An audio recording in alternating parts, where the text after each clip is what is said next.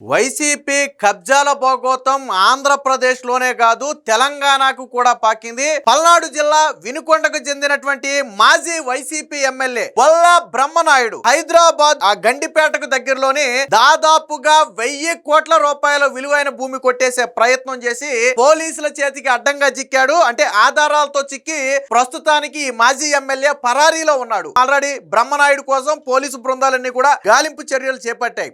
అసలు విషయం ఏంటంటే ఒక చిన్న లూప్ హోల్ ని ఆసరాగా చేసుకుని 1000 కోట్ల రూపాయల విలువైన భూమిని 35 కోట్లకు కొట్టేయాలని ప్లాన్ చేసి 4 కోట్ల రూపాయలు అడ్వాన్స్ చెల్లించడమే కాకుండా 5 జీవోలు నకిలీ జీవోలు సృష్టించాడు. అంటే ప్రభుత్వ భూమిని కొంతమంది వ్యక్తుల పేరిట క్రమబద్ధీకరించినట్టుగా నకిలీ జీవోలను సృష్టించాడు. ఇది ఆ నోట ఈ నోట వాట్సాప్ లో పాకటంతో స్థానిక తహసీల్దార్ వద్దకు ఆ నకిలీ జీవోలు చేరాయి. వెంటనే స్థానిక పోలీసులకు ఫిర్యాదు చేస్తే రంగంలోకి దిగినటువంటి పోలీసులు అసలు దీన్ని సృష్టించింది ఎవరు ఏంటి అని తీగలాగితే డొంక గదిలినట్టుగా అసలు తెలంగాణలో ఉన్న వాళ్ళని లాగితే అసలు కథ అప్పుడు బయటపడింది. ఆంధ్ర వినుకొండ మాజీ ఎమ్మెల్యే బొల్ల బ్రహ్మనాయుడే దీనికి కర్త కర్మ క్రియ.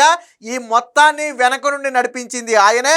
ఆయన ఖాతా నుంచే స్వయంగా డబ్బులు 4 కోట్లు కూడా సంబంధిత వ్యక్తులకు బదిలీ చేశారని చెప్పి పోలీసులు అయితే ఆధారాలతో తేల్చడం జరిగింది.